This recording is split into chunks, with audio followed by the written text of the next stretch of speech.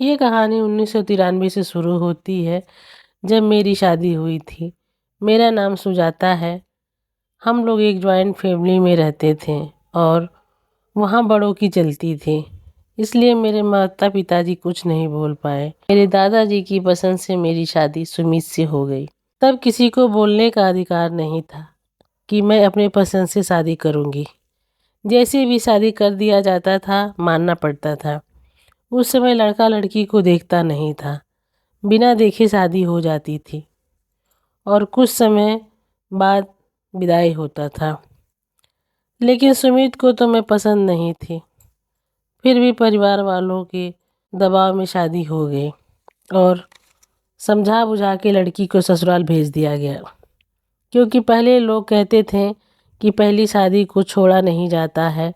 लोग तरह तरह की कहानियाँ सुनाते थे और सुना के मन में डर पैदा कर देते थे कि उसने छोड़ा तो ये हुआ, उसने छोड़ा तो वह हुआ। फिर क्या, सुजाता मन मार के सुमित के साथ ससुराल में रहने लगे और साथ रहते रहते दोनों के 2 बच्चे भी हो गए। पर प्रेम अभी तक नहीं हुआ। बस दिन बीतते गया साथ रहते रहते। रोज़ वही लड़ाई झगड़ा, फिर भी दोनों साथ ही रहते थे।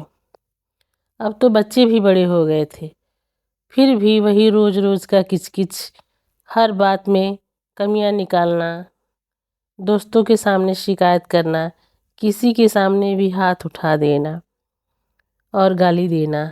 अब तो हर काम में गलतियां नज़र आने लगी थी।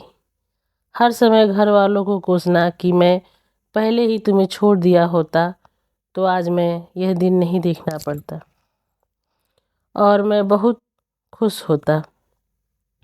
पर यह मेरे नसीब में कहाँ है। सुजाता रोज़ यही बात सुन सुन कर परेशान हो जाती थी कि मैं क्या करूं, आप मुझे बताइए। अब तो आप छोड़ दीजिए मुझे और दूसरी शादी कर लीजिए। अब तो परिवार वाले भी हमारे साथ नहीं हैं, हम लोग अलग रहते हैं। अब तो आपको मुझे तलाक दे ही देना ही चाहिए। सुमित, अब मैं क्या करूं तुम्हें तलाक दे के? अब तो ज़िंदगी नरक हो ही गई है। तो सुजाता, क्यों, अभी तो आधी उम्र बाकी है, अब तो आप खुश हो जाइए। सुमित, हाँ, तुम तो चाहती ही हो कि मैं तुम्हें तलाक दे दूं ताकि तुम मेरे आधे जायदाद की मालकिन हो जाओ और उसे बेचकर खा जाओ। सुजाता रोते हुए, क्या मैं इतनी बुरी हो गई हूँ कि आपकी ज़मीन बेचकर खा जाऊंगी? सुमित, मैं तुम्हें तलाक नहीं दूंगा और अब मैं तुम्हारे साथ भी नहीं रहूँगा। मैं जहाँ काम करता हूँ वहीं पे किराए की मकान लेकर रहूँगा।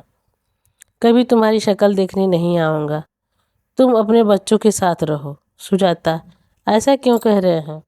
रोते हुए, आप यहीं रहिए, मैं आपको अपनी शक्ल नहीं दिखाऊंगी, न कभी आपके सामने आऊँगी। प्लीज़ रुक जाइए। पर सुमित कहाँ मानने वाला। अब तो वह ठान लिया था तो जाएगा ही और अब वह जा चुका है। सुजाता अब अपने बच्चों के साथ अकेले रहती है। दोनों में कभी बातचीत नहीं होती। आखिर उम्र के अंतिम पड़ाव में साथ छूट ही गया और दोनों अलग अलग हो गए। सुजाता की प्रेम की चाह में पूरी उम्र गुजर गई।